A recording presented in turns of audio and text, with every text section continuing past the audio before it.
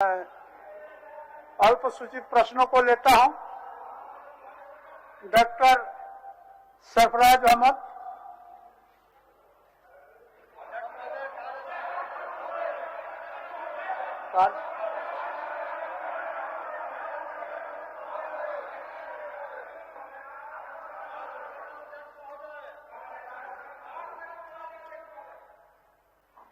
आपका भी है, पढ़ देते हैं। मेरी व्यवस्था मेरी व्यवस्था अध्यक्ष महोदय। बोलिए। व्यवस्था ये अध्यक्ष महोदय कि आप कार्य स्थगन लें, आप प्रश्नों को लें, कोई ऐतराज नहीं है, लेकिन किसी माननीय सदस्य का इस प्रकार से लिखे हुए बैनर के साथ यहाँ आना ये विधानसभा का परिपाटी नहीं रहा है। पिछले समय भी जब यह बातें आई थी तो टी शर्ट खोलना पड़ा था। इस सबसे पहले आपसे आग्रह होगा, आसन से आग्रह होगा कि इस लिखे हुए टी शर्ट को खुलवाए तक कार्य स्थगन की बात आप करें। ये मेरा आपसे आग्रह होगा। ये परिपाटी नहीं रही है, पिछले बार भी इन चीजों को किया गया था और ये परंपरा के विरुद्ध है, व्यवस्था के विरुद्ध है। माननीय सदस्य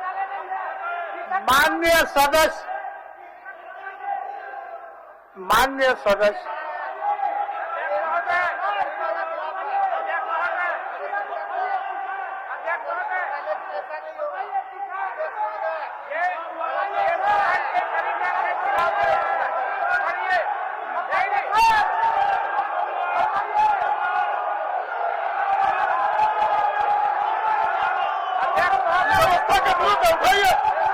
तमाशा कर दिया 3 दिन से।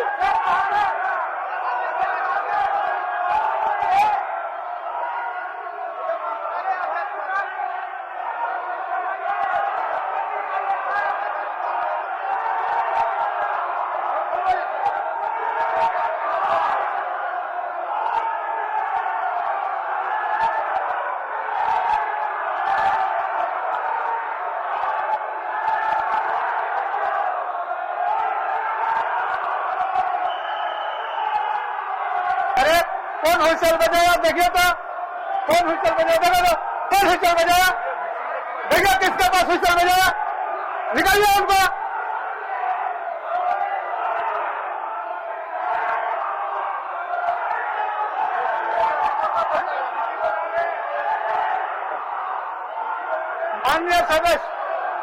माननीय सदस्य हो गया। आप लोग अब ड्रेस खोल सकते हैं।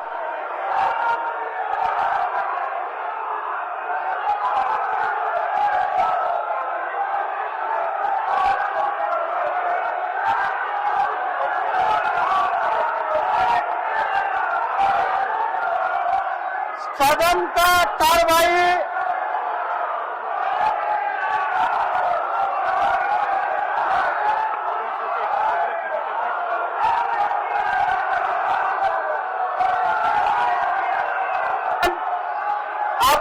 आप लोग अपने माननीय सदस्य को अपने स्थान पर जाने के लिए आग्रह करिए। माननीय सचेतकगण, आप लोग अपने सदस्यों को आसन पर ले जाने का काम करेंगे। माननीय सचेतकगण,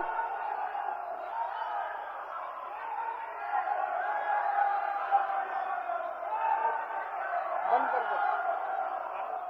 टीवी बंद कर दीजिए। टीवी बंद कर दीजिए।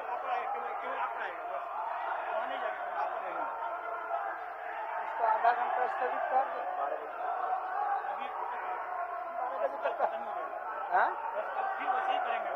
करेगा तो बजट करके छोड़ देंगे 12 बजे तक। आप लोग अपना ड्रेस नहीं खोलेंगे। माननीय सदस्य संसदीय कार्य मंत्री कुछ बोल रहा है। बोलिए। आसन से बढ़िया। माननीय सदस्य, थोड़े खेल का मैदान है। माननीय सदस्य संसदीय कार्य मंत्री कुछ बोल रहा है।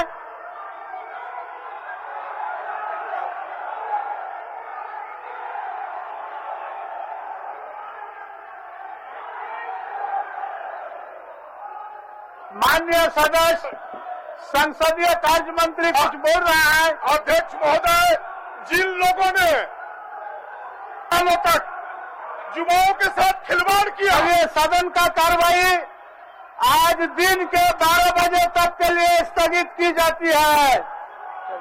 चलिए।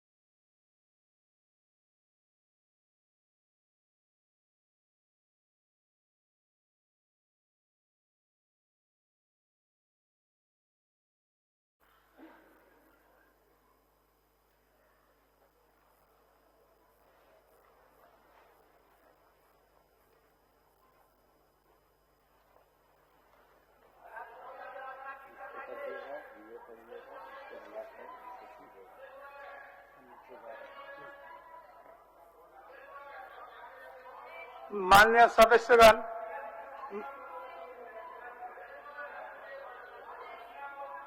मैडम, माननीय सदस्य, अगर आप अपना ड्रेस हटा लेते तो अच्छा रहता, बोलते।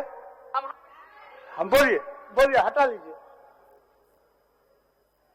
महोदय, एक बहुत ही विनम्र पूर्वक आपसे आग्रह है महोदय कि जब से ये सरकार बनी है महोदय, तब से कोडरमा के डीसी और एसपी महोदय लगातार मानसिक प्रताड़ित कर रहे हैं महोदय। हमें लगातार 4-5 दिन से बॉडीगार्ड वापस करने के लिए कहा जा रहा है महोदय। आज अभी फोन आया कि हाउस गार्ड वापस करिए। अगर ऐसी व्यवस्था है महोदय कि विपक्ष के माननीय विधायकों को हाउस गार्ड या बॉडीगार्ड नहीं देना है महोदय, तो हम कल के कल वापस कर देंगे। लेकिन इस तरह विपक्ष के और एक महिला होने के नाते महोदय हमेशा बहुत प्रताड़ित हो रहे हैं महोदय। तो आसन से आग्रह है महोदय कि हम लोगों के लिए भी कुछ व्यवस्था बनाई जाए। आज विपक्ष के होने के नाते इस तरह की व्यवस्था न हो महोदय। नहीं होगा, नहीं, आपसे बिना नहीं होगा। आग्रह है महोदय। बैठिए माननीय सदस्य।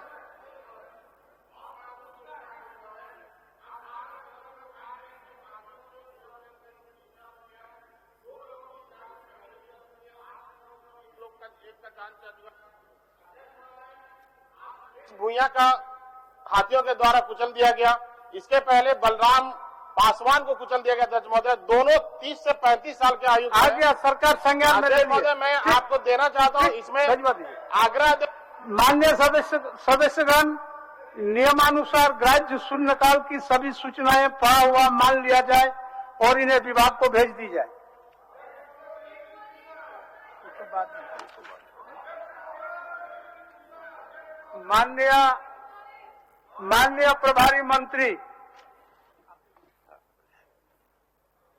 माननीय प्रभारी मंत्री वित्त,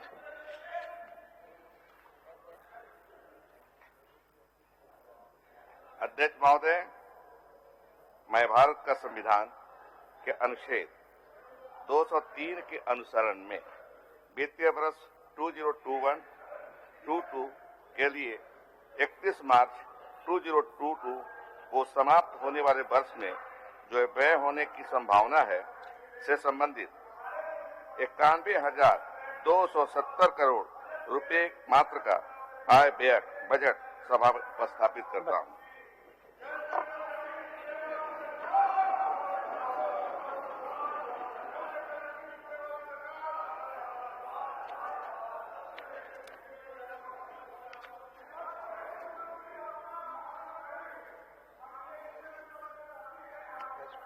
अध्यक्ष महोदय, भौतिक अनुमति से आगामी वित्त वर्ष 2021-22 का बजट इस सदन के पटल पर रख रहा हूं। अध्यक्ष महोदय, माननीय सदस्य, आसन के निर्देश से ही सदन चलता है। आप अपने हिसाब से अगर करेंगे तो बहुत दिक्कत वाली बात है। माननीय सदस्य, ऐसा नहीं, आप आसन पर जाए, उसके बाद आप विरोध करने का करिए। आसन के बात पर ही सदन चलता है, ये तो आप भी जानते हैं। करिए। झारखंड वीरों की कर्मभूमि रही है। बिरसा मुंडा, जिलांबर पीताम्बर, सीधो कानू, माननीय मंत्री जी, माननीय सदस्य, कल से एक बात आप लोगों को हम कर रहे हैं कि आसन की ओर पीट करके बैठना आसन के मर्यादा के खिलाफ होता है। आप आसन की ओर पीट करके न बैठे, आसन की ओर पीट करके बैठना आसन का मर्यादा खिलाफ है। और आसन को ही आप पदवी नहीं मानते हैं तो ये विरोध प्रदर्शन क्या है आपका? कौन सी का विरोध है जब आसन पर ही विश्वास नहीं आपको? माननीय मंत्री जी, पढ़िए।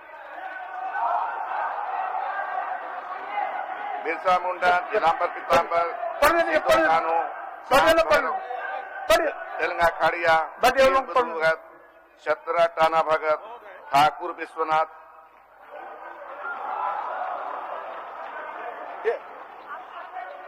तो बढ़ाइए अध्यक्ष महोदय। नीलकंठ बाबू, उनको तो बढ़ाइए। नीलकंठ बाबू, माननीय सदस्य नीलकंठ बाबू बजट पढ़ रहे हैं, माननीय वित्त मंत्री पढ़ रहे हैं और पैरेलल में पढ़ रहे हैं। ये नया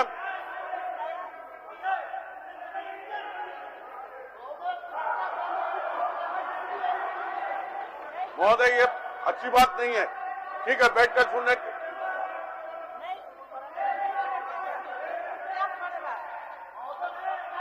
आप एक काम कीजिए ना, 5 मिनट बैठ जाइए, तो बंद कराइए। ये क्या हो रहा है? बजट सेशन में माननीय मंत्री पढ़ रहे हैं और उसका पैरेलल में ऑपोजिशन पढ़ रहे हैं, ये तो सही बात नहीं है। आज तक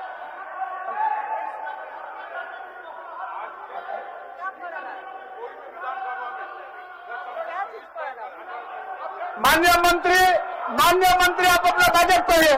माननीय मंत्री अपना बजट पढ़िए। आप लोग आसन पर जाइए, छोड़िए ना, आप लोग आसन पर जाइए, आप लोग आसन पर जाइए, उनको पढ़ने दीजिए। आप लोग आसन पर जाइए, आप लोग आसन पर जाइए, आप लोग आसन पर जाइए, पढ़ने दीजिए। माननीय मंत्री जी पढ़िए। अध्यक्ष महोदय, वर्तमान वित्तीय वर्ष राज्य निर्माण के इतिहास में एक जुझारू वर्ष सिद्ध हुआ। कोरोना के वैश्विक प्रकोप से देश के साथ साथ झारखंड राज्य भी आहत हुआ है। इसलिए मैं सर्वप्रथम राज्य के अग्रिम पंक्ति में के सभी कोरोना योद्धाओं को नमन करता हूं। धीरता तथा सेवा की असीम भावना के साथ साथ स्वयं को निछावर करने के जो भाव इनमें देखने को मिले, उसे शब्दों में प्रकट नहीं किया जा सकता। इस विषम परिस्थिति में सरकारी तंत्र के साथ साथ विभिन्न गैर सरकारी संस्थानों और संगठनों सहित प्रिंट और इलेक्ट्रॉनिक मीडिया की भूमिका भी प्रशंसनीय रही है। पंचायत स्तर से प्रदेश स्तर तक के सभी जनप्रतिनिधि जो मानवीय संवेदना दिखाई, मैं उनके प्रति कृतज्ञता प्रकट करता हूं। कोरोना संकट के दौर में राज्य की जनता ने जो भाईचारा दिखाया, उनके इस कृत्य के लिए उन सभी को मैं नमन करता हूं। अध्यक्ष महोदय, राष्ट्रव्यापी लॉकडाउन की अवधि में प्रवासी मजदूरों को उनके गंतव्य तक ले जाने और भोजन की ऐतिहासिक व्यवस्था करने जैसे कार्यों के लिए सरकारी तंत्र के साथ साथ राज्य की आवाम की भूमिका नमन करने योग्य रही है। अध्यक्ष महोदय, हमारी सरकार के प्रयास से देश के दुर्गम इलाके में फंसे श्रमिक भाइयों और अन्य लोगों को सड़क, रेल मार्ग सहित हवाई सेवा के माध्यम से वापस लाया गया। कोरोना अभी पूर्णतः समाप्त नहीं हुआ है। इसमें जो क्षति हुई है उसकी भरपाई होने में कुछ समय लगेगा। सरकार एक लोक प्रयास से इस क्षति की पूर्ति की जा सकती है।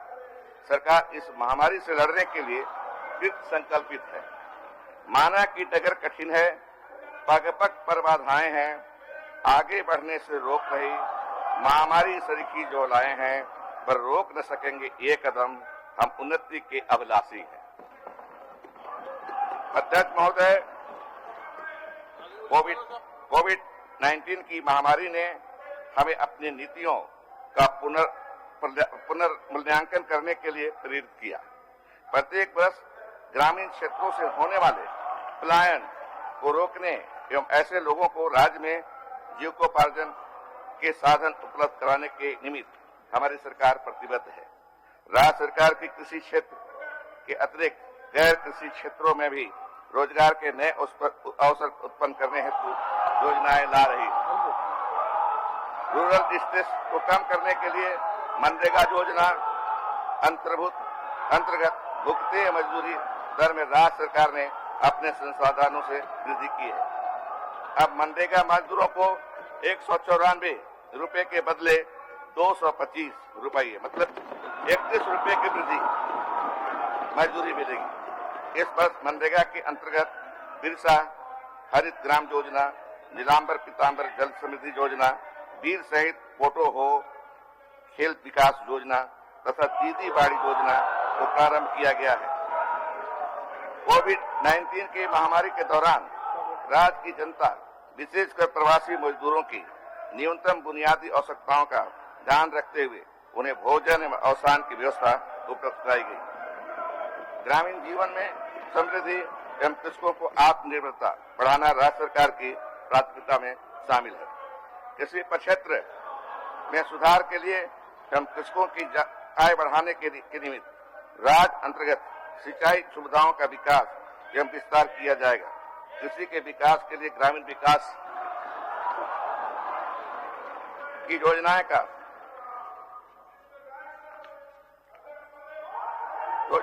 का कृषि कार्यों के साथ समेकन किया जाएगा। ग्रामीण अर्थव्यवस्था को बढ़ावा देने के लिए इस बजट में ग्रामीण विकास विभाग, जल संसाधन विभाग, कृषि पशुपालन विभाग, सहकारिता विभाग यह हेतु समेकित रूप से लगभग 18,653 करोड़ रुपए का प्रावधान किया जा रहा है, जो ऐसी विषम परिस्थितियों के बावजूद वित्तीय वर्ष 2020-21 से लगभग 11% अधिक है। अध्यक्ष महोदय, हमारी सरकार सतत एवं समावेशी विकास के लिए प्रतिबद्ध है। यह बजट लोक केंद्रित और सामाजिक सुरक्षा को नया आयाम देने वाला है। सभी को भोजन, सुलभ एवं गुणवत्तापूर्ण स्वास्थ्य सेवा, शिक्षा, शुद्ध पेयजल एवं स्वच्छता तथा आवास जैसे न्यूनतम बुनियादी आवश्यकताओं की पूर्ति के साथ साथ ग्रामीण विकास, रोजगार सृजन एवं शहरी सुविधाओं के उन्नयन हेतु इस बजट में प्रभावी कदम प्रस्तावित किए जा रहे हैं। अध्यक्ष महोदय, ग्रामीण क्षेत्रों में स्वयं सहायता समूह, सेल्फ हेल्प ग्रुप के सुदृढ़ीकरण हेतु भी हमारी सरकार प्रयासरत है। स्वयं सहायता समूहों को राशि अनुदान उपलब्ध कराते हुए उनकी उद्यमिता में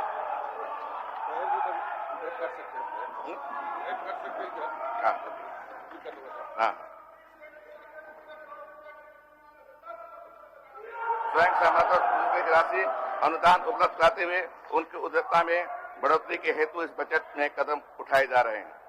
संस्थागत मापदंड स्थापित करते हुए हम कौशल विकास की योजनाओं को संचालित कर रहे हैं। बजट के माध्यम से प्रभावी सामाजिक सुरक्षा तंत्र तथा गुणवत्तापूर्ण स्वास्थ्य सेवा के लिए भी राशि उपबंधित है।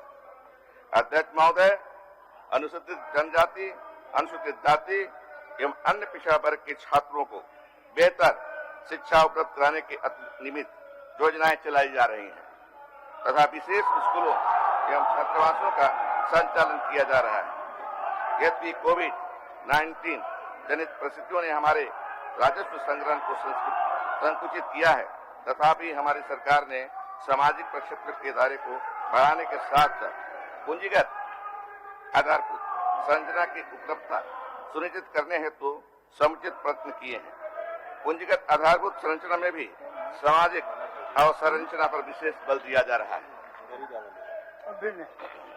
अध्यक्ष महोदय, कोविड महामारी जनित संकट के मध्य जब राज्य को केंद्र से जब राज्य को केंद्र से अतिरिक्त आर्थिक सहायता अपेक्षित थी, ऐसे समय में राज्य को केंद्रीय करों से मिलने वाले हिस्सेदारी में भी कमी देखने को मिली।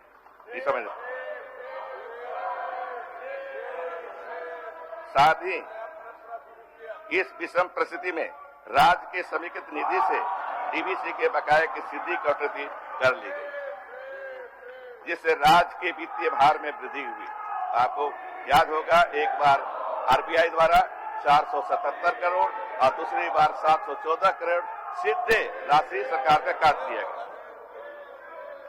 इन विपरीत परिस्थितियों के बीच जन कल्याण एवं विकास कार्यों की गति को बनाए रखने के लिए बेहतर वित्तीय प्रबंधन सरकार ने FRBM एक्ट के दायरे में रहते हुए अपने ऋण लेने की क्षमता बढ़ाने का निर्णय लिया है। इस बढ़ी हुई ऋण क्षमता का प्रयोग सामाजिक एवं आर्थिक आधारभूत संरचना से विकास एवं निर्माण में किया जाएगा, जैसे ग्रामीण एवं शहरी क्षेत्रों में रोजगार के नए अवसर सृजित होंगे। इस पहल का अधिकांश लाभ समाज के अंतिम पायदान एवं हाशिए पर खड़ी जनता को प्राप्त होगा। अध्यक्ष महोदय, मैं सदन को अवगत कराना चाहता हूं कि संचित ऋणों का मूलधन एवं ब्याज भुगतान सरकार के व्यय का बड़ा भाग होता है, जो अन्य विकासात्मक प्रक्षेत्रों पर होने वाले व्यय को संतुलित करता है। वित्तीय वर्ष 2020-2021 में हमारी सरकार ने भविष्य में आने वाले ऋण भारों के मोचन हेतु निक्षेप निधि कंसोलिडेटेड सिंकिंग फंड, ये नई व्यवस्था वर्तमान सरकार कर रही है, आपको समझना चाहिए। मैं पहली बार 303 करोड़ 87 लाख रुपए का निवेश किया है, जिसे राज्य की क्रेडिट रेटिंग बढ़ेगी। यदि पूर्व के सरकारों ने पहले, इसको भी सुन लीजिए, यदि पूर्व के सरकारों ने पहले से ही इस कोष में निवेश किया होता तो कोविड-19 के कारण राजस्व क्षति को सिंकिंग फंड में निवेशित राशि से काफी हद तक कम किया जा सकता था। आगामी वित्तीय वर्ष के लिए इस कोष में 472 करोड़ रुपए का प्रावधान किया जा रहा है, जो ब्याज भुगतान की सतता एवं बेहतर वित्तीय प्रबंधन में एक कड़ी है। इससे आने वाली पीढ़ी पर इन ऋणों का कम से कम भार पड़ेगा। राज्य सरकार के समक्ष प्रस्तुत सभी चुनौतियों के बावजूद ब्याज राजस्व प्राप्ति अनुपात हमने 8.06% पर बनाए रखा है। अध्यक्ष महोदय, सदन के माध्यम से राज्य को सूचित करते हुए अत्यंत हर्ष का अनुभव हो रहा है कि सरकार वित्तीय वर्ष 2021-22 में पहली बार परिणाम बजट, आउटकम बजट, अब इसको हमें समझना होगा आउटकम बजट क्या है। कौन होलसेल बजाया देखे तो योजनाएं उनको निकालिए, कौन होलसेल बजाया उनको निकालिए। होलसेल का आवाज किसने किया उनको निकालिए उनको।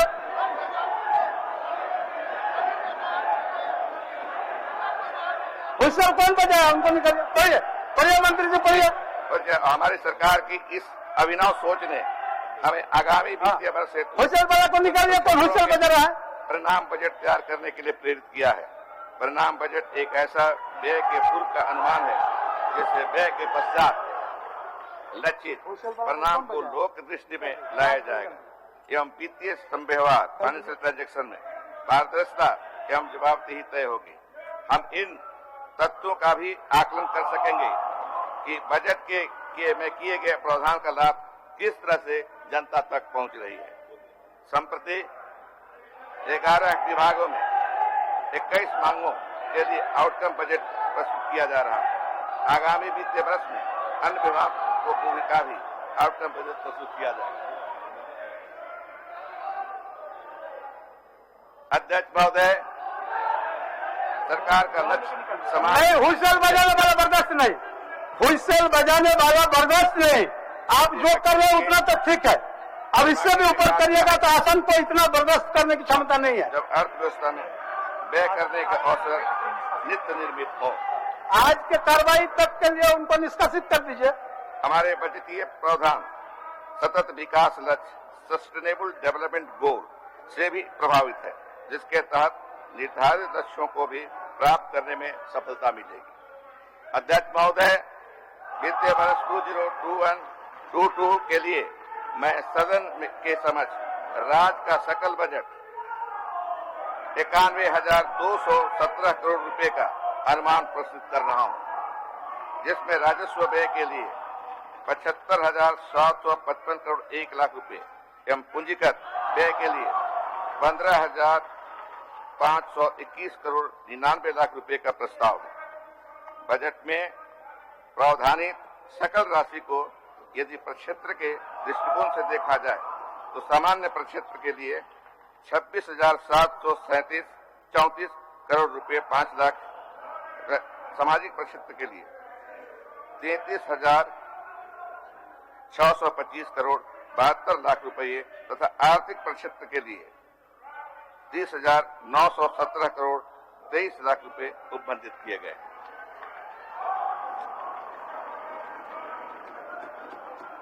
बजट में प्रावधानित राशि के लिए निधि की व्यवस्था पर मैं सदन का ध्यान आकृष्ट करना चाहूंगा।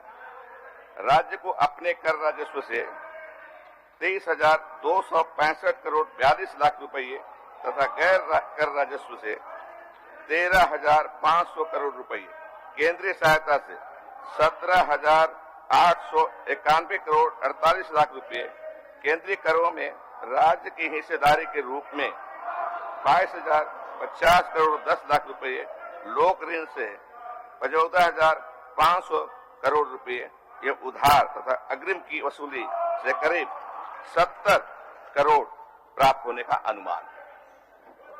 अध्यक्ष महोदय, अब मैं सदन को राज्य की आर्थिक स्थिति से अवगत कराना चाहूंगा। गत वर्ष 19-20 में झारखंड का विकास दर 6.7% था। इस वर्ष कोरोना महामारी के कारण देश एवं देश के अन्य राज्यों की तरह झारखंड के विकास दर में भी गिरावट आई है। वित्तीय वर्ष 2020-21 में देश के सकल घरेलू उत्पादन में 7.5% की गिरावट आई। वित्तीय वर्ष 2020-21 में देश के 50% रहेगी। झारखंड में 6.9% की गिरावट का अनुमान है। राज्य सरकार के सतत प्रयासों में अब विकास दर पुनः पटरी पर आ चुकी है। दूरदर्शी नीतिगत सुधारों के फलस्वरूप वित्तीय वर्ष 2021-22 में विकास दर 9.5% होने का अनुमान है। प्रचलित मूल्य पर यह विकास दर 13.6% अनुमानित है। आगामी वित्तीय वर्ष 2021-22 में राजकोषीय घाटा 10,200 करोड़ 87 लाख रुपए होने का अनुमान है, जो कि आगामी वित्तीय वर्ष के अनुमानित जीएसडीपी का 2.83% है। अध्यक्ष महोदय, सदन के सहयोग से राज्य के विकास रथ को आगे लाने के लिए मैं वित्तीय वर्ष 2021-22 के बजट में विभिन्न क्षेत्रों में सरकार द्वारा तैयार किए गए महत्वपूर्ण प्रस्तावों को संक्षिप्त विवरण प्रस्तुत करता हूं। अध्यक्ष महोदय, हमारे राज्य की 75% आबादी कृषि एवं संबंधित क्षेत्र पर निर्भर है। कृषकों के लिए राज्य सरकार द्वारा झारखंड कृषि ऋण माफी योजना लाई गई है।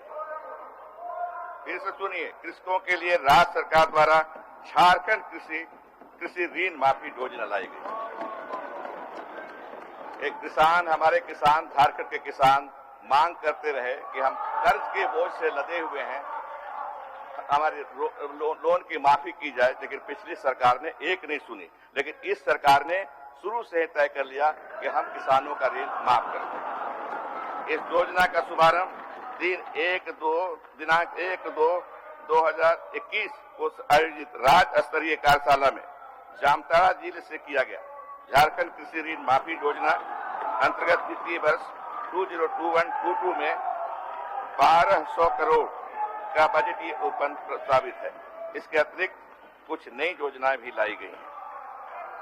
समेकित बिरसा ग्राम विकास योजना के तहत प्रत्येक जिले से ग्राम का चयन करते हुए बिरसा ग्राम के रूप में नामित किया जाएगा।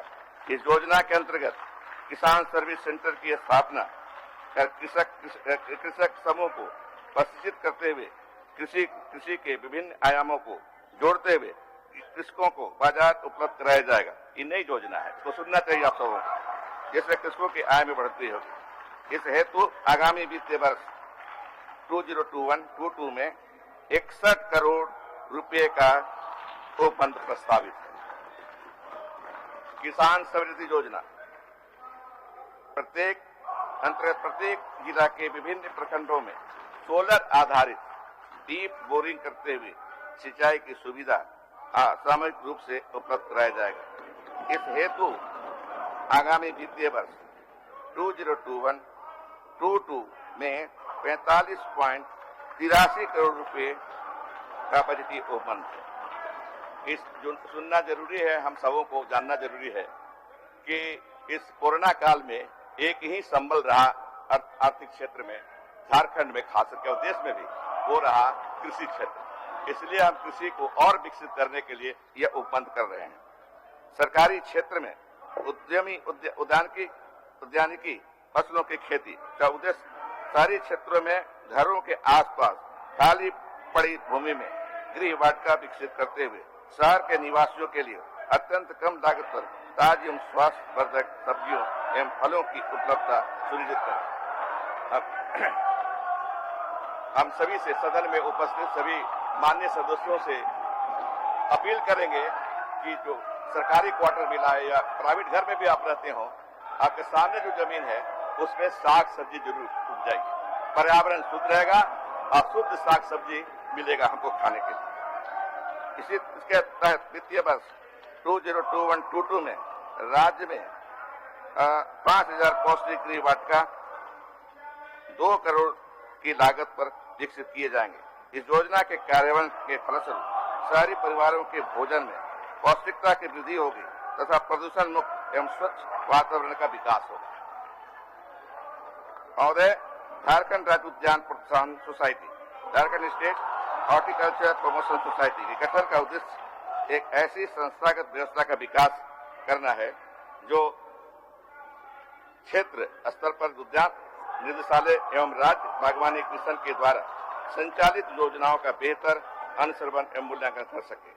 इस सोसाइटी के गठन के फलस्वरूप पर्याप्त संख्या में तकनीकी रूप से सक्षम मानव बल की सेवा प्राप्त की जा सकेगी एवं योजनाओं के बेहतर अनुश्रवण के फलस्वरूप बजटीय आवंटन का समुचित उपयोग हो सकेगा एवं योजनाएं ससमय पूर्ण हो सकेगी। इस सोसाइटी के गठन के पश्चात कृषकों, कृषि उद्यमियों एवं व्यापारियों के बीच बेहतर समन्वय स्थापित हो सकेगा।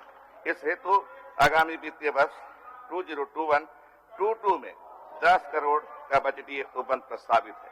मैं अपील करूंगा कि अभी जो माननीय सदस्य अपना बजट पढ़ रहे हैं, इतवार के दिन पढ़िए तो शायद हम लोग भी आ सकेंगे। इतवार के दिन पढ़िए अपना बजट।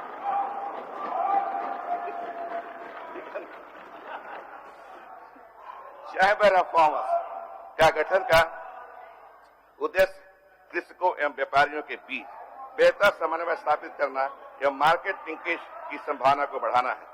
चैम्बर ऑफ कॉमर्स व फार्मर्स के गठन के फलस्वरूप कृषक समूह की नई अवधारणा है। ये सरकार नई अवधारणा दे रही है कि चैम्बर ऑफ फार्मर्स का भी हो।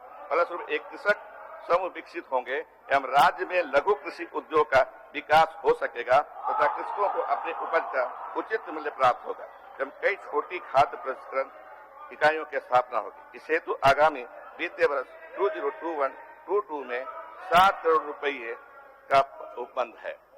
हम कहते रहते हैं कि 2022 में कृषि आय को दोगुना कर देंगे। कैसे करेंगे? कोई सोच नहीं है आपके पास। झारखंड सरकार के पास सोच है। चैम्बर ऑफ फार्मर्स का करके हम ये जो है मार्केट लिंकेज को जोड़ करके कृषि को हम आय उनकी बढ़ाएंगे। पोस्ट हार्वेस्ट एवं प्री रिजर्वेशन आधारभूत संरचना का विकास योजना का उद्देश्य उद्यानिक फसलों के कटाई के पश्चात होने वाले नुकसान की रोकथाम करना एवं फलों एवं सब्जियों की शेल्फ लाइफ को बढ़ाते हुए ज्यादा समय तक संरक्षित रखना है। इसके तहत राज्य में कुल 24 शीतगृह लघु शीतगृह स्थापना 31 करोड़ रुपये के लागत से किया जाएगा। इसके फलस्वरूप उद्यानिक फसलों जो नाशवान प्रकृति के हैं, पेरिशेबल गुड्स की बर्बादी रुकेगी। आधारभूत संरचना जैसे शीतगृह, पैक हाउस आदि का विकास होगा। कृषकों को विपणन में सहायता मिलेगी, उनके आय में वृद्धि होगी। महोदय, प्रधानमंत्री फसल बीमा योजना के अंतर्गत असंतोषजनक प्रदर्शन को दृष्टिगत रखते हुए झारखंड राज्य फसल राहत योजना का संचालन वित्तीय वर्ष 2021 से किया जा रहा है। इसलिए किया जा रहा है प्रधानमंत्री फसल बीमा योजना के तहत हम लोगों ने पाया कि फायदा बीमा कंपनियों को होता था, किसानों को नहीं होता था। इसलिए हम लोग ने अपना रास्ता अलग बनाया और ये फसल राहत योजना की स्थापना की।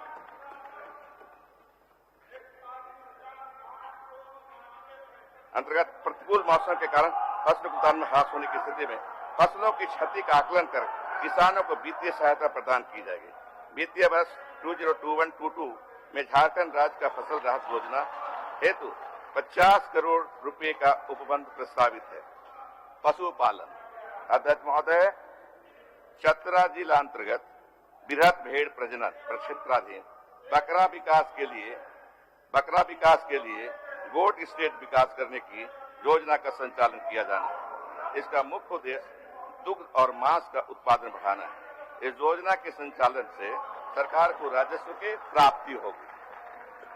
राज्य अंतर्गत पूर्व से संचालित गोरिया करवा एवं फुटू में चूजा प्रजनन केंद्र स्थापित किए जाने की योजना है।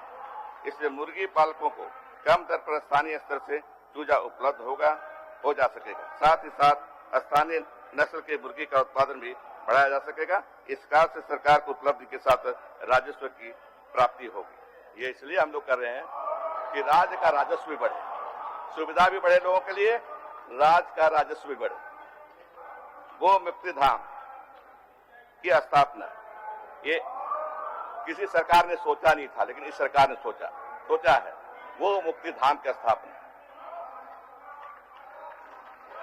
ये प्रत्येक प्रमंडल में एक गो मुक्ति धाम स्थापित करने का प्रस्ताव है, ताकि मृत्यु प्राप्त गो के शरीर का पवित्र तरीके से निष्पादन कराया सकते। जोड़ा बैल वितरण की योजना अंतर्गत राज्य के प्रक्षेत्रों तथा अन्य गोपालकों द्वारा प्राप्त नर बाछाओं को बैल के रूप में तैयार किया जाएगा। इन बैलों को राज्य के सुदूरवर्ती क्षेत्रों में कार्यरत किसानों को वितरित किया जाएगा, ताकि किसानों को कम लागत में खेती कार्य में सहयोग मिल सके तथा अधिक मुनाफा प्राप्त हो सके। गव्य विकास वित्तीय वर्ष 19-20 में अनुमानित कुल दूध उत्पादन 68 लाख लीटर प्रतिदिन है तथा वित्तीय वर्ष 2021 में प्रतिदिन 73.350 लाख मीट्रिक टन का उत्पादन अनुमान है। झारखंड मिल्क फेडरेशन के द्वारा राज्य के 16 जिलों में अब तक 669 मिल्क कूलिंग पॉइंट से संबद्ध कुल 2372 गांव के 19,630 दुग्ध उत्पादकों को जोड़कर औसतन 1,02,000 लीटर दूध प्रतिदिन संग्रहित करते हुए प्रत्येक माह लगभग 10 करोड़ रुपए की राशि दुग्ध उत्पादकों के निजी बैंक में खाता के माध्यम से भुगतान किया जा रहा है। वित्तीय वर्ष 2021-22 में प्रतिदिन 80 लाख लीटर दूध का उत्पादन का लक्ष्य है। मतलब आगे अब हम पहले जो की सरकारों ने किया उससे आगे बढ़ रहे हैं, प्रगति के पथ पर हैं हम लोग। दुधारू मवेशी पालकों के किसान क्रेडिट कार्ड केसीसी नई अवधारणा फी सुविधा को आच्छादित करने की योजना अंतर्गत राज्य के 30,000 डेयरी कृषकों को लाभान्वित करने की कार्रवाई की जा रही है।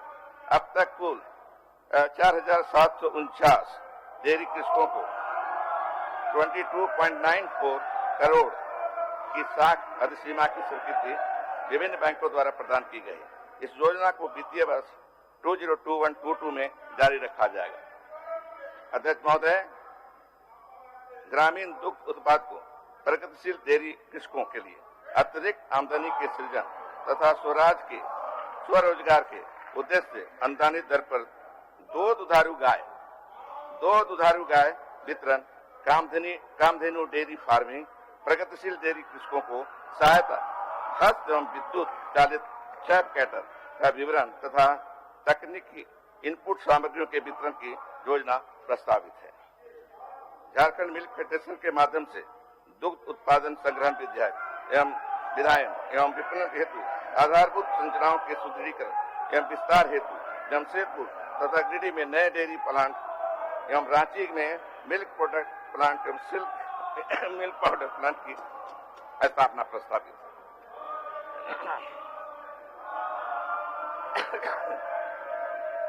अध्यक्ष महोदय, राज्य के युवाओं को स्वरोजगार एवं जनता को मछली के रूप में सुपाच्य एवं उत्तम प्रोटीन की उपलब्धता सुनिश्चित कराना तथा एवं मत्स्य उत्पादन को लगातार बढ़ाना सरकार का सर्वोपरि लक्ष्य है। चालू वित्तीय वर्ष में सभी स्रोतों से मछली उत्पादन के कुल मीट्रिक टन 2,40,000 मीट्रिक टन के लक्ष्य के विरुद्ध माह जनवरी 2021 तक 1,90,425 मीट्रिक टन मछली का उत्पादन हुआ। आगामी वित्तीय वर्ष 21-22 में 2,65,000 मीट्रिक टन मछली का उत्पादन का लक्ष्य रखा गया। इससे ग्रामीण इलाके में आय की वृद्धि होगी। स्थानीय स्तर पर मत्स्य बीज की उपलब्धता सुनिश्चित कराने हेतु 7,390 स्थानीय मत्स्य बीज उत्पादों को अनुदान पर मत्स्य स्पॉन आहार तथा फ्राई कैचिंग नेट उपलब्ध कराया जाएगा। आगामी वित्तीय वर्ष 21-22 में जलाशयों में मछली के मारने वाले स्थानीय विस्थापित मछुआरों के लिए सामाजिक मात्स्यिकी के तहत मत्स्य अंगुलगाहों का संचयन करने तथा अनुदान पर नाव देने का प्रस्ताव।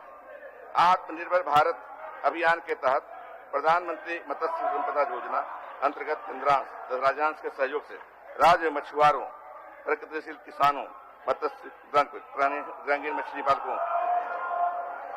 को आर्थिक सहायता उपलब्ध कराई जाएगी ताकि ये स्वनियोजित आत्मनिर्भर हो सके।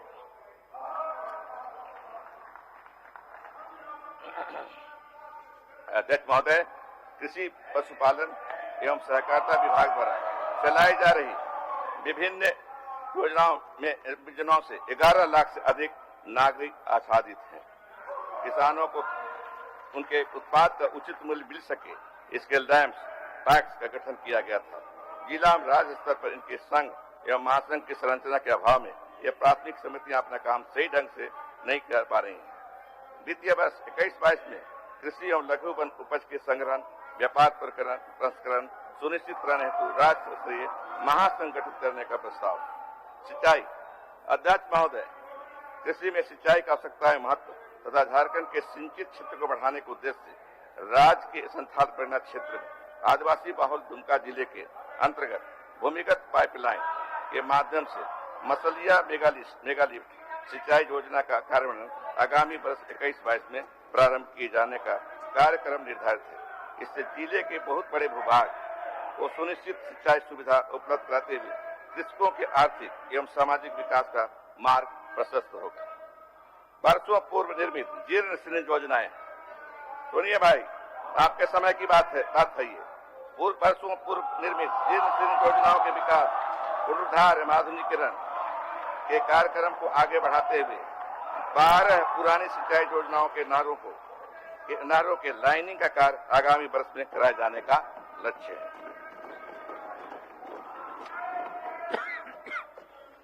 राज्य के पठारी भौगोलिक स्थलाकृति के कारण लघु सिंचाई योजनाओं की सार्थकता एवं उपादेयता बनाए रखने के लिए 213 आहर तालाब मध्य सिंचाई योजना एवं 100 जमींदारी बांधों के जीर्णोद्धार का कार्य आगामी वर्ष में कराए जाने का कार्यक्रम था। इससे फायदा आप लोग उठाइए, गांव-गांव में जाकर के बताइए कि तालाब और आहर वगैरह का मरम्मती होगी, उसको और बढ़ाया जाएगा, कैपेसिटी बढ़ाया जाएगा।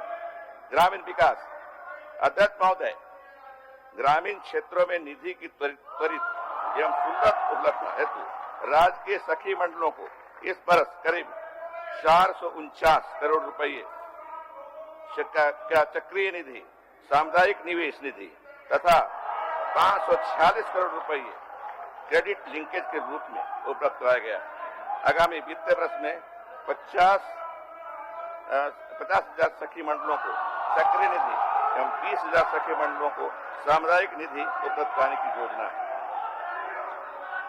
जोहार परियोजना के अंतर्गत अब तक कुल 3,921 उत्पादक समूह का निर्माण किया जा चुका है तथा इसके माध्यम से 2,13,000 परिवारों को विभिन्न उत्पादनों के लिए जोड़ा गया है। आगामी वित्तीय वर्ष 21-22 में कुल 4,000 उत्पादक समूह का निर्माण किया जाना है, जिसके माध्यम से 2,10,000 परिवारों को विभिन्न उत्पादनों से जोड़ा जाएगा। फूलो झानो आशीर्वाद योजना नई चीज है साहब, सुनिए। अंतर्गत करीब 15,063 महिलाओं को विगत 4 माह में हड़िया दारू निर्माण, सुन लो भाई, सुनिए भाई, हड़िया 4 माह में हड़िया दारू निर्माण एवं बिक्री के कार्य से मुक्त कराकर आजीविका के विभिन्न साधनों से जोड़ा गया। इस वित्तीय वर्ष में हड़िया दारू बेचने के कार्य में मजबूरी बस लगी शेष महिलाओं को भी आजीविका के विभिन्न साधनों से इस योजना के तहत जोड़ा जाएगा। एक सामाजिक परिवर्तन, आर्थिक के साथ साथ सामाजिक परिवर्तन लाया जा रहा है। मनरेगा योजना प्रारंभ होने के पश्चात पहली बार राज्य हेतु निर्धारित मानव दिवस योजना सृजन के लक्ष्य का 3 बार पुनरीक्षण किया गया।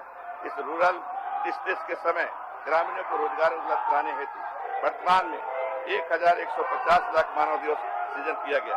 वर्तमान वित्तीय वर्ष में 4,17,875 योजनाओं को पूरा किया गया। कुल 8,84,270 योजनाओं पर कार्य जारी है। झारखंड राज्य में गरीब ग्रामीणों तथा आदिवासियों का जीवन स्तर को बेहतर करने के उद्देश्य से Bharat rural livelihood foundation PRLF द्वारा ग्रामीण विकास विभाग के सहयोग से झारखंड राज्य के 6 जिला यथा गुमला, खूंटी, पश्चिमी सिंहभूम, पाकुड़, साहेबगंज तथा गोड्डा के अंतर्गत 24 नॉन CFT प्रखंडों में MOU कर कार्य प्रारंभ किया जा रहा है। इस पार्टनरशिप में मनरेगा कार्यों की निधि का बेहतर उपयोग किया जाए। तीसरा हरित ग्राम योजना नई योजना है। देखिए हमारे मुख्यमंत्री हेमंत जी का विजन देखिए, तो हेमंत जी का विजन देखिए, मनरेगा के तहत नई योजना इन्होंने शुरू की है। हरित योजना के अंतर्गत 20,000 एकड़ लक्ष्य के विरुद्ध 26,000 एकड़ में आम निर्मित बागवानों का कार्य किया गया है। वित्तीय वर्ष 21-22 में 25,000 एकड़ भूमि पर इस कार्य को करने का लक्ष्य रखा गया। नीलांबर पीतांबर जल समृद्धि योजना के अंतर्गत 1 लाख हेक्टेयर लक्ष्य के विरुद्ध 1,12,094 हेक्टेयर भूमि का उपचार किया जा चुका है। लगभग 98,065 हेक्टेयर भूमि का उपचार प्रगति पर है। बस 21-22 में 1 लाख हेक्टेयर भूमि के उपचार का लक्ष्य रखा गया।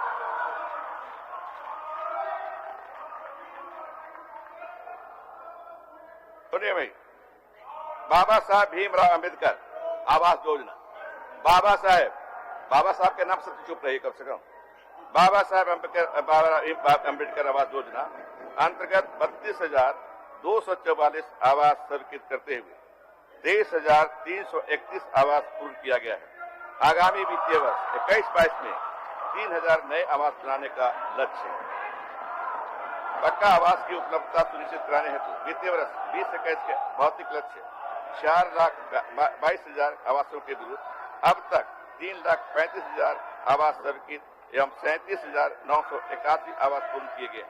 आगामी वित्तीय वर्ष 21-22 में 2,45,000 नए आवास बनाए जाएंगे।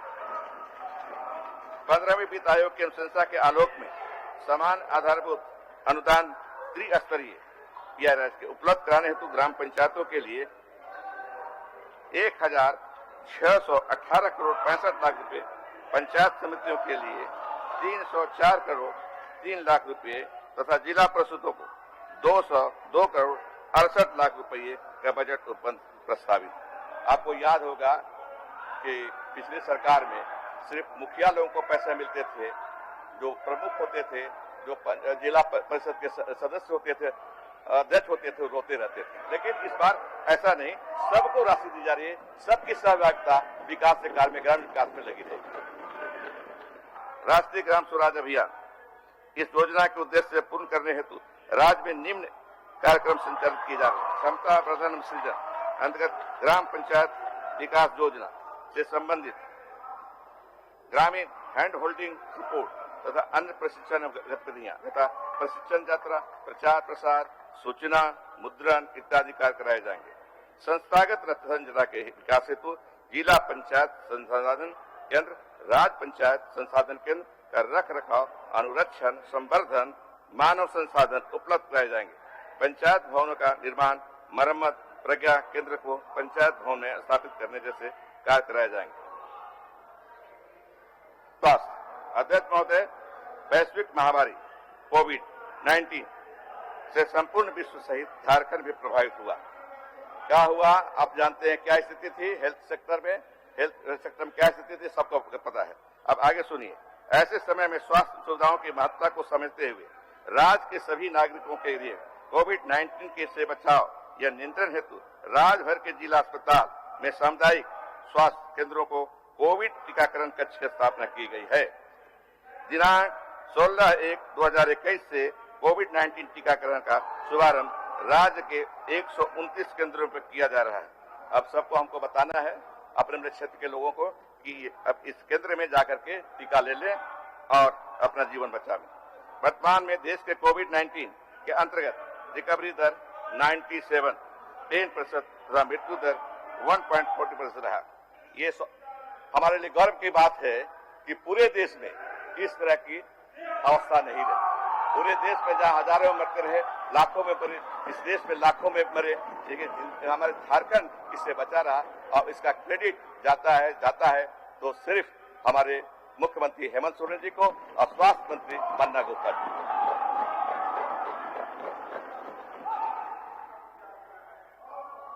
कोविड-19 वैक्सीन नागरिकों को उपलब्ध कराने हेतु राज्य स्तर, जिला स्तर तथा प्रखंड स्तर पर टास्क फोर्स का गठन किया गया। प्रथम चरण में सभी स्वास्थ्यकर्मी तथा फ्रंटलाइन वर्कर को वैक्सीन को उपलब्ध कराया गया।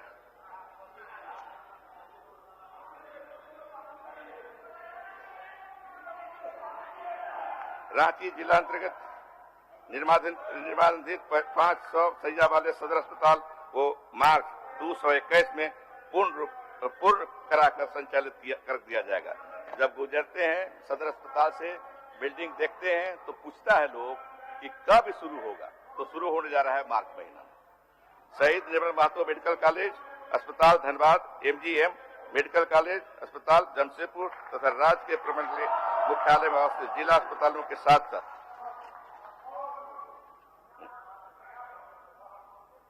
राज्य के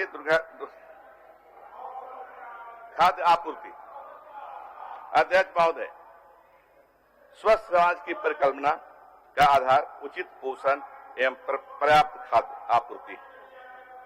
राज्य सरकार इस हेतु योजनाएं चला रही है। इस कड़ी में गुरुजी किचन योजना नामक एक नई योजना वर्ष 21-22 से शुरू की जाएगी। गुरुजी किचन योजना अंतर्गत वर्तमान में चलाए जा रहे दाल भात केंद्रों के अतिरिक्त भोजन में विविधता, गुणवत्ता एवं स्वच्छता को बेहतर करने से उद्देश्य नए भोजन केंद्रों की स्थापना की जाएगी। हम भी जाते थे बसिया में, तो वहीं से मुख्यमंत्री दाल भात नहीं खा लेते थे 5 रुपया में। राष्ट्रीय खाद्य सुरक्षा अधिनियम के अंतर्गत जन वितरण प्रणाली दुकानदारों में आर्थिक समानता लाने के उद्देश्य से दुकानदार राशन कार्ड की संख्या में रैशनलाइज करने का प्रस्ताव है। वित्तीय वर्ष 21-22 में इस कार्य को पूरा कर लिया जाएगा।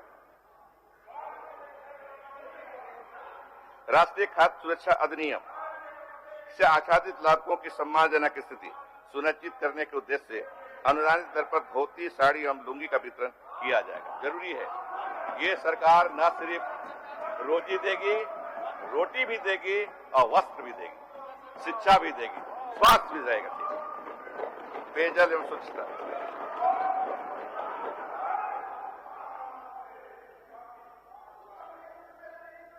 महोदय, राज्य के ऐसे ग्रामीण क्षेत्र जहां बृहद जलापूर्ति योजना के अंतर्गत निर्माण हेतु सतही स्रोत उपलब्ध नहीं है, वैसे क्षेत्रों को सोलर आधारित लघु ग्रामीण जलापूर्ति योजना से आच्छादित किया जा रहा है। जल जीवन मिशन के तहत 15,000 एकड़ ग्रामीण जलापूर्ति योजनाओं का निर्माण किया जा रहा है। शहरी विकास अध्यक्ष महोदय, स्वास्थ्य, खाद्य आपूर्ति, स्वच्छ पेयजल की उपलब्धता के साथ साथ जनता को नगरीय सुविधाएं प्राप्त कराने के लिए राज्य सरकार प्रतिबद्ध है। राज्य सरकार शहरी जलापूर्ति योजनाओं के माध्यम से सभी शहरी क्षेत्रों में आवासित परिवारों को नल द्वारा शुद्ध पेयजल उपलब्ध कराने की दृढ़ संकल्प है।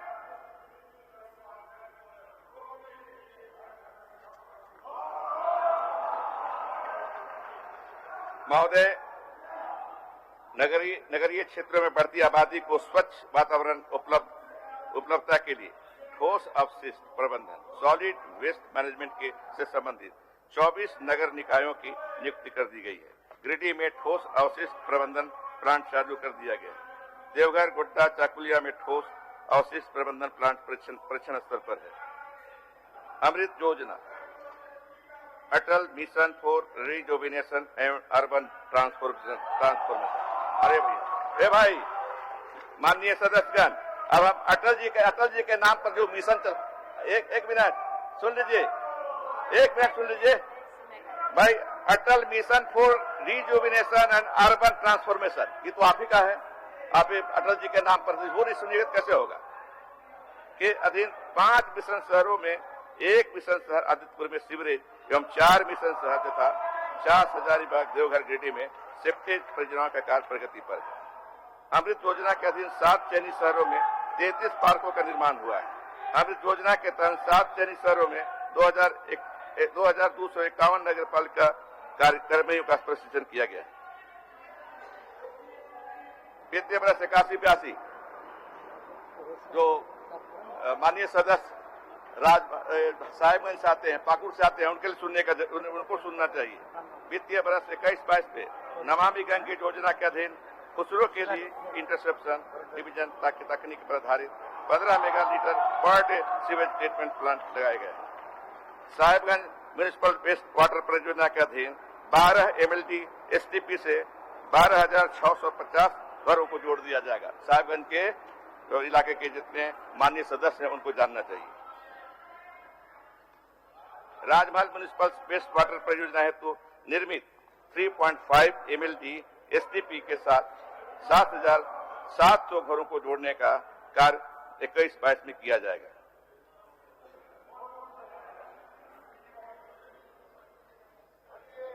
अब कल्याण का सुन लीजिए।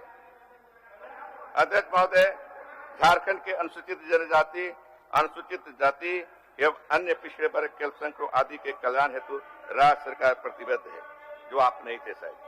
इन समुदायों के समुचित एवं समग्र विकास के लिए सरकार द्वारा अनेक योजनाएं चलाई जा रही हैं। मरंगोम के जयपाल सिंह मुंडा पारदेशी छात्रवृत्ति योजना, ये सुनिए, आप इसका प्रचार भी कीजिए और अपने क्षेत्र के छात्रों को इससे लाभान्वित भी कीजिए। योजना अंतर्गत राज्य के अनुसूचित जनजाति के अधीन 10 युवाओं को देश से बाहर United kingdom of great Britain एवं नॉर्दर्न आयरलैंड के चयनित विश्वविद्यालयों संस्थानों तथा कैम्ब्रिज विश्वविद्यालय, ऑक्सफोर्ड विश्वविद्यालय आदि के चयनित उच्च स्तरीय कोर्स तथा मास्टर्स MPhil ग्रहण करने हेतु वित्तीय सहायता प्रदान करने का लक्ष्य है। मुझे अफसोस है कि मैं पहले जन्म ले लिया, आज विद्यार्थी रहता तो मैं भी इसका लाभ उठाता। आप इसको ध्यान में रखिए, इसको प्रचार कीजिए और अपने क्षेत्र के मेधावी छात्रों को इसका फायदा उठवाइए। शिक्षा को बढ़ावा देने हेतु प्री मैट्रिक एवं प्रशिक्षकोत्तर छात्रवृत्ति योजना का संचालन किया जा रहा है। वर्तमान में विभाग द्वारा 143 आवासीय विद्यालयों का संचालन किया जा रहा है, जिनमें से 7 एकलव्य नम 11 आश्रम विद्यालय हैं। भारत सरकार द्वारा राज्य के 69 प्रखंडों हेतु स्वीकृत कुल 69 एकलव्य विद्यालयों की स्थापना की जा रही है। ये सुनिए, आप ही का है, भारत सरकार दे रही है, इसलिए आपको सुनना चाहिए। राज्य के समस्त आवासीय विद्यालयों के संचालन हेतु एक सोसाइटी जो इन विद्यालयों के सफल संचालन का कार्य करेगी का गठन का प्रस्ताव। शहीद ग्राम विकास योजना का मुख्य उद्देश्य जनजातीय शहीद जो अंग्रेजों के खिलाफ आजादी की लड़ाई लड़ते हुए अपने प्राणों की आहुति दिए हैं कि जन्म स्थली को आदर्श ग्राम के रूप में विकसित करना है। इस योजना अंतर्गत बिरसा मुंडा जी का नाम आ रहा है, माननीय सदस्य कुटी के बिरसा मुंडा जगह सुन लीजिए ना, बिरसा मुंडा का तो सुनिए भाई, और नहीं सुनिएगा तो बिरसा मुंडा का सुन लीजिए। योजना बिरसा मुंडा, गया मुंडा दोनों वहीं के कुटिये के हैं, गया मुंडा भी, जतरा टना भगत, वीर बुद्धू भगत, सीधो कानो, नीलांबर पीताम्बर दीवा एवं किशुन तथा तेलंगा खाड़िया पोटो तथा भागीरथी मांझी के ग्रामों को चयनित करते हुए आवास, पेयजल आपूर्ति, सोलर विद्युतीकरण, सोलर स्ट्रीट लाइट, स्मारक जीर्णोद्धार इत्यादि के काम 21-22 में इस योजना के क्रियान्वयन हेतु 5 करोड़ रुपए की राशि अवधारित की जा रही है। मुख्यमंत्री रोजगार योजना अंतर्गत झारखंड राज्य आदिवासी सहकारी विकास निगम, झारखंड राज्य अनुसूचित जनजाति सहकारी विकास, झारखंड राज्य अल्पसंख्यक एवं विकास निगम, झारखंड राज्य पिछड़ा वर्ग एवं विकास निगम द्वारा अनुसूचित जनजाति, अनुसूचित जाति, अल्पसंख्यक पिछड़ा वर्ग तथा दिव्यांग जन के युवाओं को स्वयं का व्यवसाय शुरू करने हेतु सुगम एवं सस्ते दर पर ऋण से अनुदान देने हेतु मुख्यमंत्री रोजगार सृजन योजना क्रियान्वित की जा रही है। इस योजना हेतु 12 करोड़ रुपए का उपबंध किया जा रहा है। टारगेटिंग दी हार्डकोर पुअर, जरूर सुनिए क्योंकि आपने नहीं किया था ऐसा। संथाल परगना के साहेबगंज, गोड्डा, दुमका एवं पाकुड़ जिले में 5000 अति कमजोर जनजाति समूह को आच्छादित किया जा रहा है। परियोजना का उद्देश्य 24 माह की परियोजना अवधि में लाभुकों को गरीबी की जटिलता से निकालना है। वर्ष 21-22 में इस योजना को सघनता से लागू किया जाएगा।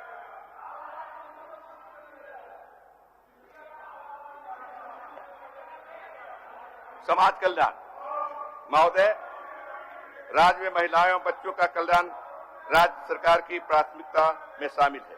इस निमित्त राज्य के आंगनबाड़ी केंद्रों के माध्यम से लाभुकों को बेहतर पूरक पोषाहार उपलब्ध कराने हेतु राज्य सरकार सतत प्रयत्नशील है। आगामी वित्तीय वर्ष से राज्य द्वारा 6 से 36 माह के बच्चों, 6 से 72 माह के कुपोषित बच्चों, गर्भवती महिलाओं एवं धात्री माताओं को मशीनी परिष्कृत पूरक पोषाहार उपलब्ध कराने की राज्य सरकार की योजना है। नया चीज है, सुन लीजिए, इसमें कुल 24.14 लाख लाभुकों को लाभान्वित करने का लक्ष्य है, जिस पर 500 करोड़ रुपए खर्च आने की संभावना है।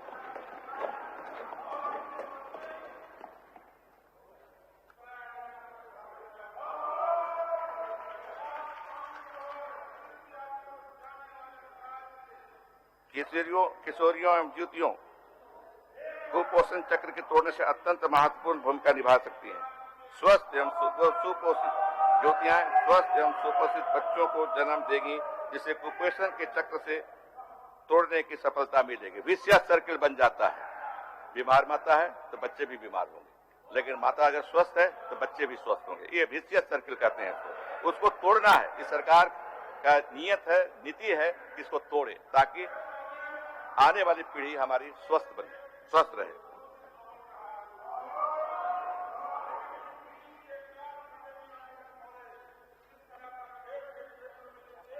आप सुनिए, 50 से ऊपर 60 से ऊपर वृद्धजन के लिए क्या व्यवस्था है।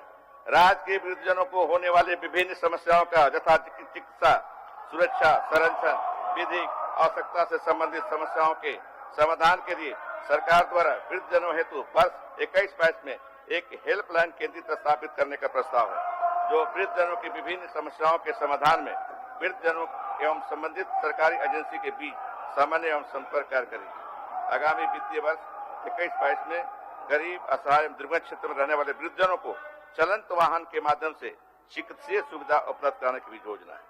अध्यक्ष महोदय, हमें बताते हुए हर्ष हो रहा है कि हमारी सरकार राज्य में सार्वभौमिक पेंशन योजना, यूनिवर्सल पेंशन स्कीम शुरू करने जा रही है। इसका क्या माने होगा, क्या असर होगा, ये सुने। इसके अंतर्गत सभी जरूरतमंद वृद्ध, विधवा, दिव्यांग एवं अनाथ आच्छादित होंगे। अब तक इस योजना के अंतर्गत सीमित लक्ष्य तय होने के कारण कई जरूरतमंदों को लाभ नहीं मिलता। इसका फायदा उठाइए। अपने अपने क्षेत्र में जितने 60 साल से ऊपर के लोग हैं, गरीब हैं, उनके लिए पेंशन कार्ड बनवाइए।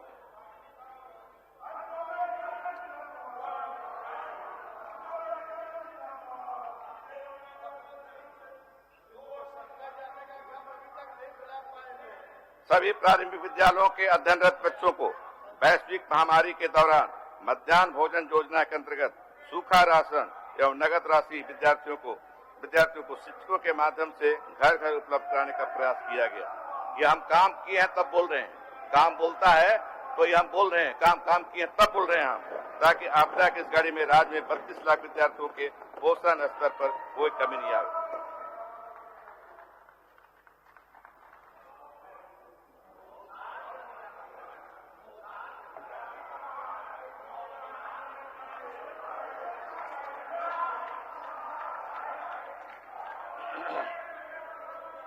महोदय, मुख्यमंत्री स्वच्छ विद्यालय पुरस्कार के अंतर्गत राज्य में 928 विद्यालयों में 5 स्टार तथा 5,668 विद्यालयों ने 4 स्टार प्राप्त कर स्वच्छता एवं गुणवत्ता के पैमाने पर महत्वपूर्ण उपलब्धि हासिल की। विद्यालय से बाहर रह गए बच्चों, ड्रॉप आउट जिसको बोलते हैं, तो विद्यालय से जोड़ने हेतु राज्यव्यापी सर्वेक्षण का व्यापक अभियान चला कर बच्चों को चिन्हित किया जा रहा है तथा डहर ऐप्स के माध्यम से इन बच्चों को डेटाबेस तैयार करते हुए उनके शिक्षण मुख्य धारा के विद्यालयों में ठहराव हेतु आवश्यक है। ये ड्रॉप आउट की समस्या झारखंड में बहुत है, इसलिए अगर सुनेंगे, इस पर लागू कराएंगे अपने अपने क्षेत्र में, तो हमारे सभी बच्चे, सभी क्षेत्र के बच्चे शिक्षित होंगे और शिक्षित होंगे तो भविष्य में समर्थ भी होंगे। समर्थ, हमको सबको समर्थ बनाना है, सभी नागरिक को, इसलिए जरूर इसको कीजिए। गुणवत्ता शिक्षा को सुनिश्चित करने हेतु ज्ञान सेतु एवं ज्ञानोदय कार्यक्रम संचालित किए जा रहे हैं तथा आगे भी इसे जारी रखने की योजना है।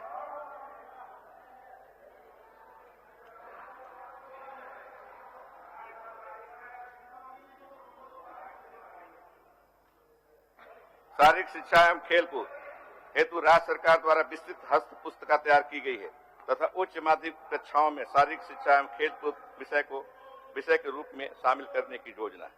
जनजातीय भाषा के माध्यम से शिक्षण, अल्पसंख्यक के विद्यालयों एवं मदरसा में अध्ययनरत बच्चों के शैक्षणिक विकास एवं बालिका शिक्षा पर विशेष ध्यान वित्तीय वर्ष 21-22 में दिया जाएगा। आओ पढ़ें और खूब पढ़ें, इस पर भी देखिए, सुनिए इसको। पठन अभियान को राज्य के प्रारंभिक विद्यालयों में बच्चों की पठन क्षमता को विकसित करने हेतु व्यापक रूप से आगामी वित्तीय वर्ष में संचालित किया जाएगा।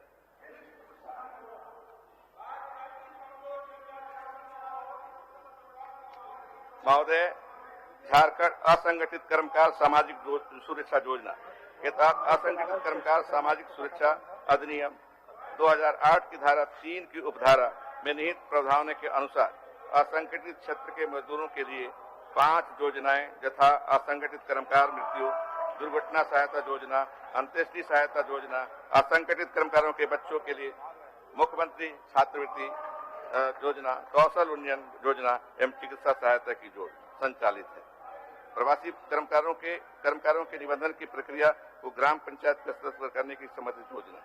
बंधुआ मजदूरों का पुनर्वास, ये भी सुनिए, बंधुआ मजदूर के लिए प्रत्येक जिला में 10 लाख रुपए का कॉर्पस फंड का गठन कर लिया गया है। इस कोष से विमुक्त कराए गए बंधुआ श्रमिकों को अविलंब सहायता राशि उपलब्ध कराने की योजना है।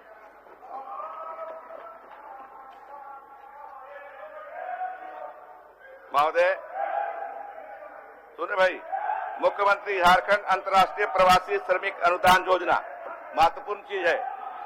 आप कहते हैं कि बाहर चले गए, दूसरे देश में चले गए और फंस गए, उसके लिए सरकार क्या कर रही है? हेमंत जी की सरकार को सुनना चाहिए और इससे अपने क्षेत्र के श्रमिक भाइयों को फायदा उठाना चाहिए। इस योजना के अंतर्गत विदेश प्रवास पर गए श्रमिकों की असामयिक मृत्यु होने पर उनके आश्रितों को एक मुश्त 5 लाख रुपया, नहीं सुनिएगा तो कहां से बताइएगा। अब उधर उनकी तरफ से बहुत गए हैं बाहर, अरबियन कंट्री में गए, हम जानते हैं। अगर कुछ हो गया तो 5 लाख रुपए मिलेगा उनको, तो सुन लीजिए। अध्यक्ष महोदय, राज्य के विकास के लिए स्किल्ड वर्कफोर्स के साथ उद्योगों का विकास अति आवश्यक है। उद्योगों के स्थापना विकास से रोजगार के नए अवसर भी सृजित होंगे, इसलिए सरकार प्रयासरत है आगामी वित्तीय वर्ष 21-22 में 5000 युवक युवतियों को पीएम एम्प्लॉयमेंट जनरेशन प्रोग्राम योजना के तहत स्वरोजगार हेतु लाभान्वित किया जाएगा।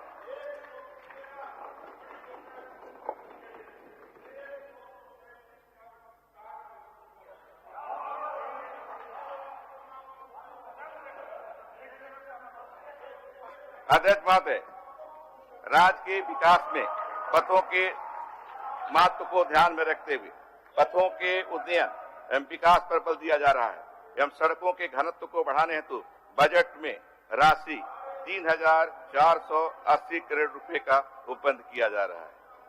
आगामी वित्तीय वर्ष में पथ निर्माण विभाग में निम्नांकित महत्वपूर्ण कार्य प्रस्तावित हैं। इसको सुन लीजिए।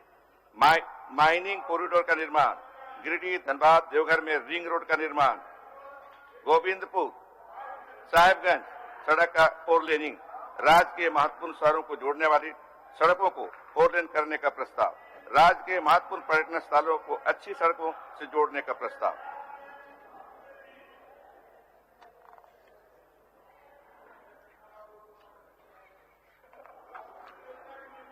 अध्यक्ष महोदय, राज्य के आर्थिक विकास में ऊर्जा की महत्वपूर्ण भूमिका है। राज्य में गुणवत्तापूर्ण निर्बाध विद्युत आपूर्ति करना वर्तमान सरकार का लक्ष्य है। सरकार द्वारा ऊर्जा क्षेत्र में कई महत्वपूर्ण निर्णय लेते हुए ऊर्जा उत्पादन, संचरण एवं वितरण हेतु अनेक योजनाएं राज्य में संचालित की गई हैं। राज्य में निर्बाध बिजली आपूर्ति बहाल करने के लिए बुनियादी ढांचों को मजबूत एवं विकसित किया जा रहा है। इसके अंतर्गत केंद्र संपोषित स्कीम, राज्य स्कीम एवं विश्व बैंक संपोषित स्कीम क्रियान्वित है। मीटरिंग ऑफ एनर्जी अकाउंटिंग योजना के तहत IIT उपभोक्ताओं को HD उपभोक्ताओं को मेन और चेक मीटर से जोड़ने, ABT मीटर स्थापित करने तथा सभी फीडर एवं वितरण ट्रांसफार्मर के मीटर स्थापित करने की योजना है।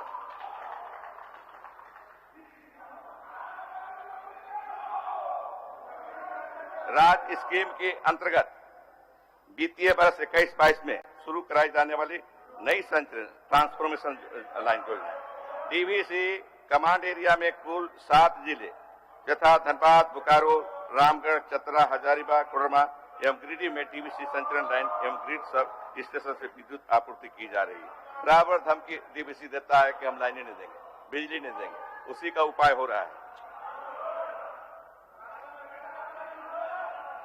वन एवं पर्यावरण जलवायु परिवर्तन।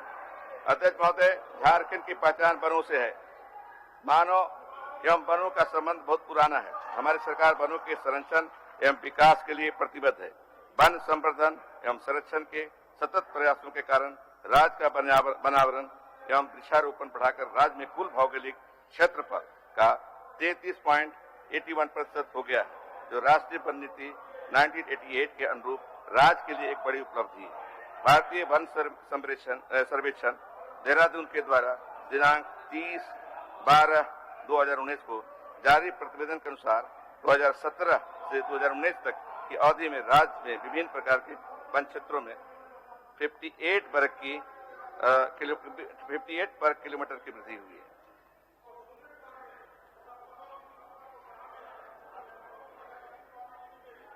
शहरी क्षेत्र को हरा भरा करने हेतु शहरी वानिकी योजना नामक हुई योजना की शुरुआत वित्तीय वर्ष 21-22 में प्रारंभ हो जाएगी। इस योजना के तहत महत्वपूर्ण राज्य के शहरी क्षेत्रों में उपलब्ध भूमि एवं सड़क किनारे वृक्षारोपण का कार्य किया जाएगा तथा शहरी क्षेत्र में निर्मित पार्कों के विकास एवं रख रखाव का कार्य भी किया जाएगा, ताकि आम जनों को प्राकृतिक वातावरण के साथ साथ मनोरंजन के साधन उपलब्ध हो सके। विधि व्यवस्था में संवेदनशील प्रशासन। अध्यक्ष महोदय, राज्य का विकास एवं पूंजी निवेश आकर्षित करने हेतु विधि व्यवस्था एवं संवेदनशील प्रशासन की भूमिका अहम है और सुरक्षित वातावरण अनिवार्य शर्त है।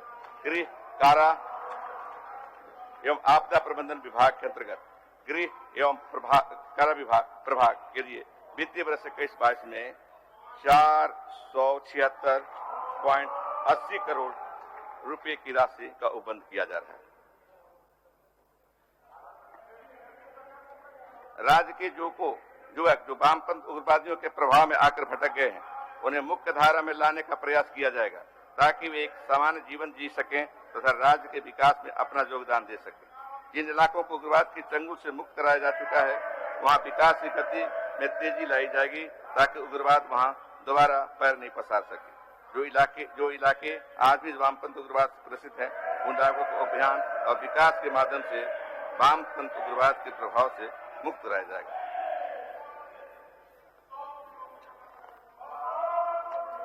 पर्यटन। अध्यक्ष महोदय, राज्य में पर्यटन विकास की असीम संभावनाएं मौजूद हैं। परिवहन के साधनों की तुलना उपलब्धता से राज्य के पर्यटन उद्योग के विकास में सहायता मिलेगी एवं लोगों को रोजगार के अतिरिक्त अवसर उपलब्ध होंगे। पर्यटन विकास के लिए राज्य सरकार द्वारा प्रयत्न किए जा रहे हैं। राज्य में नई पर्यटन नीति लागू किया जाना प्रस्तावित है। इस प्रस्तावित नीति के तहत पर्यटन क्षेत्र में निजी निवेश को बढ़ावा देने हेतु विभिन्न प्रकार के प्रोत्साहन एवं सब्सिडी का प्रावधान किया जाएगा।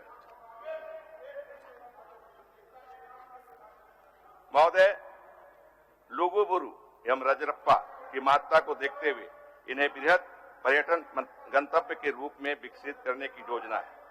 पर्यटकों को समुचित सुविधा उपलब्ध कराने हेतु आवश्यक संरचनाओं का निर्माण कराया जा रहा है। राज्य में प्रमुख जलाशयों में जल क्रीड़ा तथा पर्यटन आकर्षण क्षेत्रों में साहसिक क्रीड़ा को समर्थित किया जाएगा। राज्य के प्रमुख पर्यटन गंतव्यों की ओर जाने वाले राजमार्गों का करने वाले पर्यटकों की सुविधा के निमित्त पर्यटक सुविधा केंद्र का विकास किया जाना प्रस्तावित है। इन पर्यटक सुविधा केंद्रों में आवासन, भोजन, आराम की सुविधा के साथ साथ पर्यटक वाहनों के लिए आवश्यक सुविधाएं उपलब्ध होंगी। राज्य के दुर्गम पर्यटन क्षेत्रों में पर्यटकों की सुगम पहुंच तथा अधिकाधिक पर्यटकों को आकर्षित करने हेतु रोप वे निर्माण प्रस्तावित है। खेल कूद जरूरी है इस राज्य के लिए और नाम भी इस राज्य का प्रसिद्धि है। इस राज्य को राज्य के सभी गांवों में एक एक सीधो कानो खेल क्लब की स्थापना की जाएगी। इन्हें युवा एवं खेल गतिविधियों से संबंधित कार्यक्रम हेतु प्रोत्साहित राशि प्रदान की जाएगी। खेल क्षेत्र में शोध एवं अध्ययन हेतु राज्य में खेल विश्वविद्यालय की स्थापना को मूर्त रूप देने की प्रस्ताव है। राज्य में फुटबॉल, खासकर महिला फुटबॉल को बढ़ाने हेतु ऑल इंडिया फुटबॉल फेडरेशन के साथ MOU किया जाएगा। राज्य के सभी खिलाड़ियों का ग्रेजुएशन निर्माण की कार्रवाई की जाएगी ताकि राज्य के खिलाड़ियों को अपने खेल विद्या के अनुरूप नियुक्ति आदि की सुविधाएं आसानी पूर्वक हो सके। राज्य के विभिन्न प्रशिक्षण केंद्रों बच्चों की प्रशिक्षण प्राप्त करने हेतु विरत रूप से टैलेंट हंट कार्यक्रम का आयोजन किया जाएगा ताकि प्रतिभावान खिलाड़ियों को उचित प्रशिक्षण प्राप्त करने का अवसर मिल सके। राज्य में सीमांत स्तर पर खेल कूद के प्रशिक्षण 36 आवासीय एवं युवा प्रशिक्षण केंद्र स्थापित है। वर्तमान में सभी प्रशिक्षित खिलाड़ियों को जो खेल सामग्री एवं किट दी जा रही है और पर्याप्त नहीं है, अतः इन खिलाड़ियों को उच्च गुणवत्तापूर्ण प्रशिक्षण देने के लिए उन्हें गुणवत्तापूर्ण खेल किट एवं सामग्री उपलब्ध कराया जाएगा। कला एवं संस्कृति राज्य के 9 क्षेत्रीय जनजातीय भाषा तथा नागपुरी, कुरुमाली, खोरठा, हो, संथाली, कुड़ुक, मुंडारी, खड़िया एवं पंचपर्गनीय भाषाओं हेतु एक एक भाषा केंद्र स्थापित किया जाएगा। सभी पर्यटन क्षेत्रों में सांस्कृतिक कार्यक्रम या प्रदर्शन के माध्यम से स्थानीय सांस्कृतिक कलाओं को प्रदर्शन पर जोर दिया जाएगा। अंत में अध्यक्ष महोदय, अंत में मैं उल्लेख करना चाहूंगा कि माननीय मुख्यमंत्री श्री हेमंत सोरेन जी के नेतृत्व में हमारी सरकार ने कोरोना महामारी के बावजूद समाज के सभी वर्गों, विशेषकर युवकों, किसानों, बेरोजगारों, श्रमिकों, खेतीहर मजदूरों और समाज के न्यूनतम पायदान में खड़े लोगों को ध्यान में रखकर वित्तीय वर्ष 21-22 के लिए परिणाम बजट आउटकम प्रदर्शन का गठन किया है।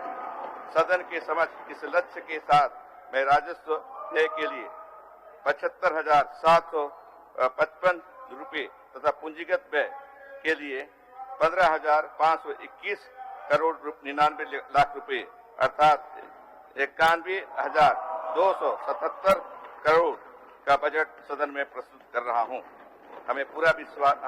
हम पूरे विश्वास के साथ कह सकते हैं कि फिजाओं को बदल देंगे हम। अपने अनवरत प्रयासों से छटने लगी है विघ्न बाधाएं, अब न कहीं उदासी है, चंद्रोदय तो हो चुका है, अब आने वाली पूर्णमासी है। बहुत बहुत धन्यवाद। जय झारखंड। माननीय सदस्यगण, माननीय वित्त मंत्री जी का अभिभाषण समाप्त होने के उपरांत सरकार द्वारा आज सभी माननीय सदस्य पक्ष और विपक्ष दोनों के लिए सेंट्रल हॉल में भोजन की व्यवस्था किया गया है। आप सभी से अनुरोध है कि आप कृपया उक्त अनुरोध को स्वीकार करते हुए भोजन के लिए उपस्थित होने की कृपा आपके द्वारा की जाए। माननीय सदस्यगण, सभा की कार्रवाई गुरुवार दिनांक 4 मार्च 2021 के 11 बजे पूर्वाह्न तक के लिए स्थगित की जाती है।